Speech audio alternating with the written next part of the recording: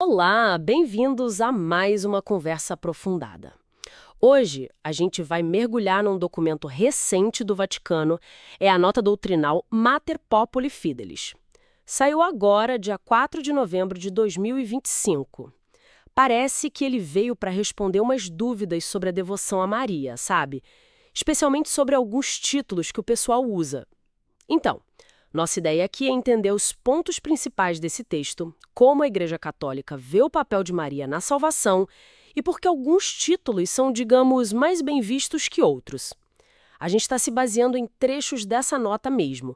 Vamos tentar destrinchar isso juntas. Exato. E é importante, né, entender o contexto. Esse documento ele busca um equilíbrio, sabe? Por um lado, valorizar a fé do povo, a piedade popular, que é super rica. Mas, por outro lado, precisa manter a coerência com a doutrina e também pensar no diálogo com outras igrejas, o ecumenismo.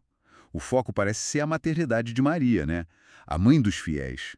Só que, claro, o documento também tem que lidar com umas propostas aí de novos dogmas, novos títulos, que às vezes mais complicam do que ajudam. Entendi. Então, parece que a grande questão que essa nota tenta responder é como a gente pode honrar Maria, como a fé católica sempre fez, e ela é imensa nisso, mas sem diminuir, mesmo sem querer, o papel central, único, de Jesus Cristo na salvação. É uma linha tênue, né? E talvez alguns títulos populares acabem cruzando essa linha e o documento quer mostrar onde ela está. Ok, vamos desembrolhar isso. O ponto de partida é essa cooperação única de Maria, sempre ligada a Cristo, o único mediador. Como isso funciona, então? O documento vai buscar lá na Bíblia, né? Como Isso sempre. é fundamental.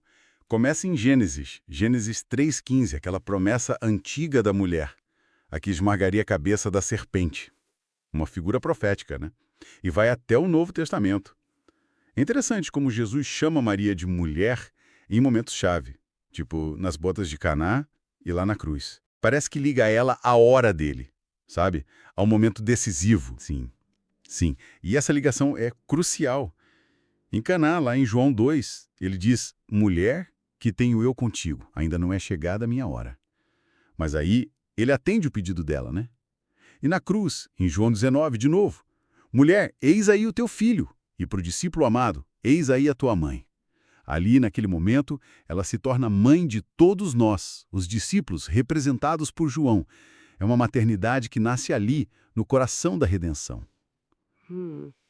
Além desses momentos tão fortes em João, Lucas e Atos também mostram o papel dela, né? Lucas traz os relatos da infância de Jesus, com Maria guardando tudo no coração, e nos Atos ela está lá firme, rezando com os apóstolos, esperando o Espírito Santo. É a imagem da igreja nascendo, reunida com a mãe. Lucas também a coloca como a nova filha de Sião, a que canta o Magnífica, a feliz porque acreditou. O que é fascinante aqui é como a tradição da igreja pegou esses fios todos da Bíblia e teceu algo muito rico, sabe? Os primeiros séculos foram essenciais. Os padres da igreja deram a Maria títulos como Theotokos, que significa Mãe de Deus. E veja que interessante, esse título, definido lá em Éfeso, em 431, é mais sobre Jesus do que sobre Maria, né? Afirma que Jesus é Deus e homem. Outros títulos vieram cedo também: a Epartenos, sempre virgem, Panágia, toda santa. Isso foi consolidando o lugar dela na fé, mas sempre em relação a Jesus. E a ideia de cooperadora já vem daí também? Já estava presente. Santo Agostinho, por exemplo, ele falava que Maria cooperou pela obediência para a gente nascer na igreja, sabe? Em contraste com a Eva, a desobediente, ela é a nova Eva. A liturgia oriental, com aqueles hinos, os ícones lindos como a Odeguétria, aquela que aponta o caminho que é Cristo, sempre mostrou essa união da mãe e do filho. No Ocidente, mais tarde, lá pelo século XII, gente como São Bernardo focou muito na compaixão de Maria junto à cruz, na participação dela na dor do filho. E o Concílio Vaticano II, mais recente, nos anos 60, ele confirmou isso, certo? Ele diz que Maria não foi só um instrumento passivo. Ela deu o sim dela livremente, conscientemente, pela fé. Uma cooperação ativa. Precisamente, o Vaticano II, principalmente naquele documento-chave, a Lumen Gentium, que fala sobre a Igreja, dedica um capítulo inteiro a Maria. Coloca ela dentro do mistério de Cristo e da Igreja. E essa cooperação é vista à luz de um dom anterior ainda, a Imaculada Conceição. Ela foi preservada do pecado porque seria a mãe de Deus, né? É a primeira redimida, de um jeito único, um modelo perfeito do que a graça de Deus faz. A cooperação dela entra na dinâmica da Trindade. Iniciativa do Pai, acontece na kenosis, aquela palavra grega para o esvaziamento, a humildade de Cristo, e só é possível pela força do Espírito Santo. São Paulo VI resumiu bem. Em Maria, tudo é relativo a Cristo. Ok, essa base é muito importante mesmo. Agora vamos entrar naqueles títulos que geraram mais debate, né? E que a nota doutrinal analisa mais de perto. Começando por corredentora.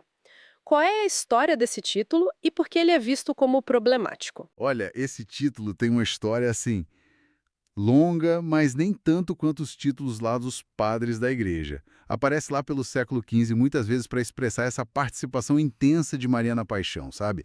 Alguns papas, como Pio XI, São João Paulo II, eles usaram a expressão, sim, mas geralmente em contextos específicos, muito ligados à compaixão dela, à união com o sofrimento de Jesus na cruz. Não foi algo usado em definições dogmáticas solenes, entende? E qual o problema, então, segundo a nota? Aqui é onde fica mesmo interessante. A nota doutrinal é bem clara. Ela desaconselha o uso do título corredentora. E ela meio que repete preocupações que já existiam antes, por exemplo, do cardeal Ratzinger, o futuro Bento XVI. Quais são as preocupações? Primeiro, o prefixo co, ele pode dar a impressão errada de uma igualdade com Cristo que não existe. Ele é o Redentor, único, insubstituível. Segundo, o título pode esconder que a própria capacidade de Maria de cooperar vem totalmente de Cristo. Ela é redimida por ele antes de cooperar. Terceiro, a linguagem se afasta um pouco da Bíblia e dos padres, que não usavam esse termo específico. E quarto, é um vocábulo que o Ratzinger chamou de equívoco. Precisa de tanta explicação para não ser mal interpretado que no fim não ajuda muito a fé, sabe? Faz sentido. Se uma palavra acaba gerando mais confusão do que clareza, complica, né? Exatamente. O Papa Francisco também já falou nessa linha, né? Disse que Redentor é só Cristo. Esse título não se duplica. A redenção que ele fez é perfeita, completa. Então a nota conclui que o título é inoportuno, arriscado, pode criar uma sombra sobre a mediação única de Cristo que a Bíblia afirma com tanta força, como lá em Atos 4:12. Não há salvação em nenhum outro nome. A cooperação de Maria é real, claro, mas é de outra ordem. Entendido. A questão com corredentora parece ser esse risco de colocar Maria ao lado de Cristo, quase como igual. Será que o problema com o título medianeira é parecido ou tem outras questões? Porque esse título também é antigo, né? Sim, medianeira ou mediatrix tem raízes mais antigas. Aparece na patrística oriental já no século VI e no ocidente a partir do século XII. Teve até um movimento forte no começo do século XX com o cardeal Mercier da Bélgica, pedindo para o Papa definir Maria como medianeira de todas as graças. Mas esse pedido foi negado lá em 1921. E o próprio Concílio Vaticano II, embora reconheça a mediação maternal de Maria, preferiu usar outros termos, cooperação, auxílio, advogada, auxiliadora, justamente para evitar confusão com a única mediação de Cristo. E qual é a confusão que se quer evitar nesse caso? A preocupação principal aqui é proteger a ideia de que só Jesus Cristo é a ponte direta e necessária entre Deus e a humanidade. É o que São Paulo diz lá em 1 Timóteo 2, um só Deus, um só mediador entre Deus e os homens, Jesus Cristo, homem. A mediação de Cristo é única porque ele é Deus e homem.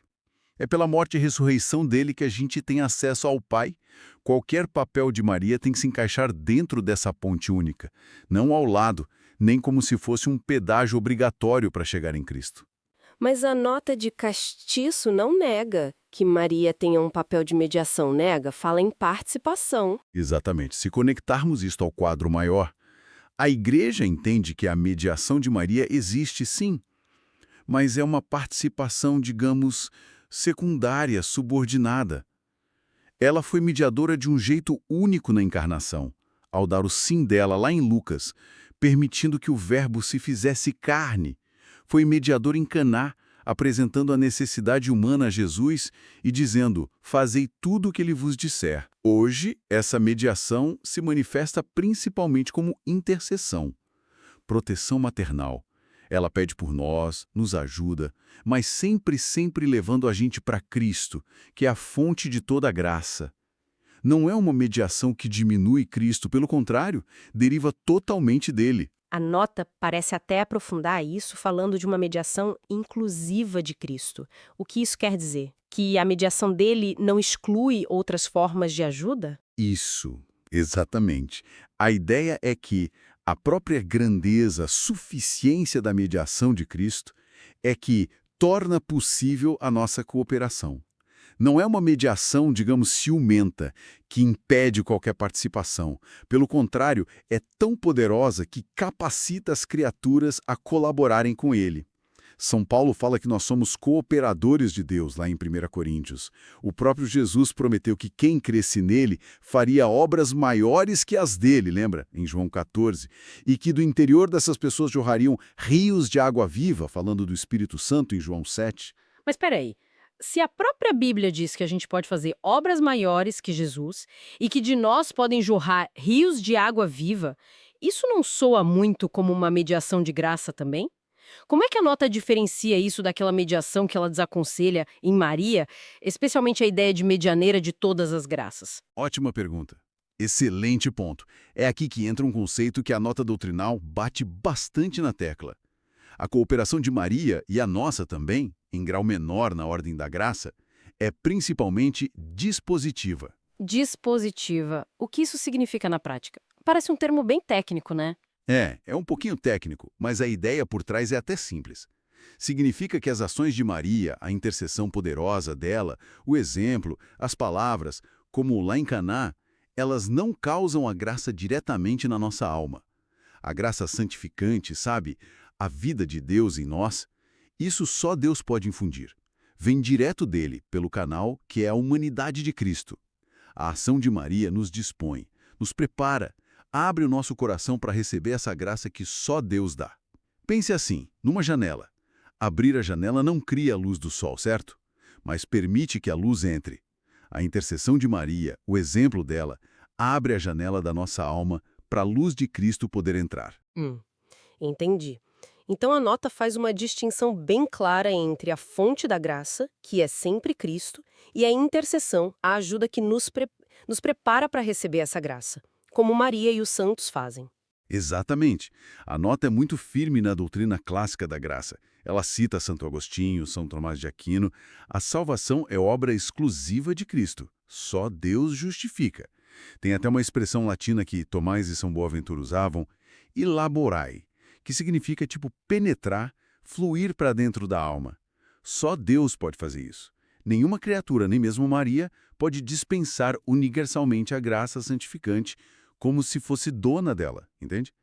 A liturgia, por exemplo, chama Maria de advogada de graça, ou seja, defensora que pede a graça por nós, intercede, mas não é a fonte que distribui. E aquela imagem dos rios de água viva que jorram dos que creem. Como ela se encaixa nisso, então? Assim, a interpretação tradicional dessa imagem que a nota recorda focava justamente nessas ações dispositivas. O ensino da palavra de Deus, a oração pelos outros, as obras de caridade, o testemunho de vida, são ações que comunicam o bem, que ajudam a despertar a fé nos outros, a abrir as pessoas para a ação de Deus, mas veja bem, não substituem a ação direta do Espírito Santo, que é quem transforma o coração e dá a graça que salva. Os papas recentes também falaram muito dessa colaboração na difusão do bem, como um transbordar da vida que a gente recebe de Cristo. Então, resumindo aqueles critérios que a nota usa, que ele vem lá do Vaticano II, da Lumen Gentium. Isso. A Lumen Gentium estabelece que a cooperação de Maria deve sempre, primeiro, favorecer a união imediata dos fiéis com Cristo. Não pode criar um desvio ou um intermediário no mesmo nível. Segundo, tem que ser entendida como fruto do beneplácito divino, quer dizer, da livre e amorosa vontade de Deus, não de uma necessidade, como se Cristo não fosse suficiente por si só. E terceiro, não pode acrescentar nem tirar nada da dignidade e da eficácia da mediação única de Cristo. Por isso, a conclusão é que a cooperação dela é essencialmente dispositiva. Ajuda, prepara, intercede. E é por isso que a expressão medianeira de todas as graças é considerada problemática. Por causa do todas, sim. O todas aí é que pega. A graça santificante, a principal, vem direto de Deus por Cristo. E Maria mesma é a cheia de graça, lá de Lucas 1:28. Ela é a primeira a receber a graça da redenção de um jeito supereminente. Ela não está acima da graça, ela é a obra-prima da graça. No entanto, a nota diz que falar no plural, as graças, pode ser aceitável, desde que a gente entenda como os diversos auxílios, favores, proteções maternas e espirituais e até temporais que Maria pode conseguir para a gente pela intercessão dela. Graças que nos dispõem a receber a graça santificante ou a crescer nela. Podemos pensar nas chamadas graças atuais, sabe? Aqueles toques, inspirações do Espírito Santo que nos ajudam no dia a dia da fé. Isso ajuda a clarear bastante. Não é ela dando a vida divina, mas ajudando a gente a se abrir para ela. E o documento parece valorizar muito mais outros títulos, né? Especialmente o de mãe. Sem dúvida alguma. O título mãe, mãe de Deus, mãe dos fiéis, mãe da igreja, é apresentado como central, como seguro, com raízes bem profundas na Bíblia, na tradição, no magistério. A nota explora muito essa maternidade espiritual de Maria sobre nós, que nasce da maternidade física dela em relação a Jesus. Ao gerar Jesus, que é a cabeça, ela coopera também na geração dos membros do corpo de Cristo, que somos nós, a igreja. E como essa maternidade se manifesta hoje, na prática? Principalmente pela intercessão e por uma proximidade afetiva, sabe? A nota destaca que essa maternidade é singular, só ela é a mãe de Deus nesse sentido, participada, vem de Cristo e leva a Cristo, orientada, nunca é um obstáculo para o encontro direto com Jesus e eclesial, é exercida na igreja e para a igreja. A intercessão materna é a chave. Assim como a gente acredita que os santos no céu rezam por nós, a Bíblia dá exemplos disso, lá em Zacarias, Apocalipse, Maria faz isso de um modo muito especial, como nossa mãe mesmo. O documento até cita exemplos concretos dessa proximidade, como Nossa Senhora de Guadalupe dizendo a São João Diego: "Não estou aqui eu, que sou sua mãe." Isso conecta muito com aquela piedade popular que você mencionou lá no início, né? Exatamente, aí está a valorização da piedade popular que a gente falou. O documento reconhece essa experiência concreta de sentir Maria como mãe presente, próxima, que entende as dores, as alegrias da gente. Mas, ao mesmo tempo, faz um alerta importante. Essa figura materna não pode ser instrumentalizada para fins políticos ou ideológicos. A mãe une, ela não divide. Além de mãe, outro título que a nota parece destacar bastante é o de primeira discípula. O que isso significa? Significa colocar Maria como o modelo perfeito de quem segue Jesus. A nota cita Santo Agostinho, que dizia algo muito forte, que valeu mais para Maria ser discípula de Cristo do que ser mãe de Cristo na carne. Porque a maternidade física foi um dom imenso, claro, mas o discipulado foi a resposta de fé dela. O Papa Francisco também insiste muito nisso. Maria é mais discípula que mãe. Ela é a primeira que ouviu a palavra e colocou em prática, desde o sim da anunciação até o pé da cruz e depois do cenáculo com os apóstolos. Ela é o modelo da fé, da obediência, da caridade para todos nós. Então, mãe e primeira discípula parecem ser os focos principais, os títulos que melhor expressam o lugar dela segundo a doutrina atual, né? Sim, exatamente. A imagem final que a nota doutrinal nos oferece é essa de mãe do povo fiel. Ela não é uma rainha distante e inatingível, mas uma mãe que caminha com o seu povo.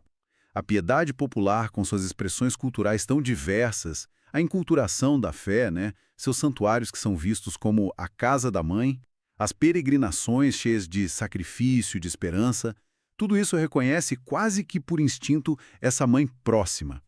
A nota até cita um trecho muito bonito do documento de Aparecida, dos bispos latino-americanos. Descreve como o peregrino, lá no santuário mariano, encontra no rosto materno de Maria um reflexo da ternura de Deus, um convite para experimentar o amor de Cristo. Esse rosto materno, diz Aparecida, nos ajuda a contemplar os mistérios da encarnação, da cruz, da ressurreição, de Pentecostes. É muito profundo isso. Fazendo um balanço geral, então, essa nossa análise da nota Mater Populi Fidelis mostra a igreja tentando achar esse ponto de equilíbrio, né? Maria é vista como essa cooperadora única na salvação, super importante, fundamental, mas sempre de um jeito que não compita com Cristo, o único mediador. Títulos como mãe e primeira discípula são centrais, são seguros, ricos em significado bíblico e espiritual. Já outros, como corredentora ou a expressão medianeira de todas as graças, são vistos com mais cautela, como teológica e pastoralmente arriscados, porque podem gerar mal-entendidos sobre a centralidade absoluta de Cristo. Perfeito. Na mensagem central parece ser essa. A devoção mariana autêntica, aquela que a igreja incentiva, é a que, mesmo com todo o calor da piedade popular e o reconhecimento da proximidade da mãe, sempre nos aponta para Jesus. Maria nos leva a Cristo, ela não o substitui, nem se coloca como um intermediário necessário no mesmo nível dele. A grandeza dela está justamente na sua relação única com ele e na sua capacidade de nos ajudar a nos abrirmos à ação direta da graça de Deus em nossas vidas. Então, o que tudo isso significa para a gente? Pensando no que a gente conversou, a novata parece enfatizar muito a beleza da receptividade de Maria. Aquele sim dela, sua abertura total para que Deus agisse nela. Ela é cheia de graça justamente porque soube acolher a graça como ninguém. E aqui fica uma provocação final para quem nos ouve, inspirada nisso que a novata sugere. Como será que olhar para essa abertura radical de Maria, essa docilidade dela à ação de Deus, pode nos inspirar a sermos nós mesmos mais dóceis, mais abertos ao que Deus quer fazer na nossa própria vida? Talvez ir um pouco além de só pedir a intercessão dela, que é importante, claro, mas tentar imitar essa atitude de escuta, de acolhimento. E como o silêncio e a contemplação do mistério que o documento de Aparecida destaca na experiência do peregrino no santuário, como isso pode enriquecer a nossa própria fé, num mundo tão barulhento, tão agitado como o nosso. Fica aí a reflexão. Com isso, a gente fecha a nossa conversa aprofundada de hoje. Muito obrigada pela companhia e até a próxima.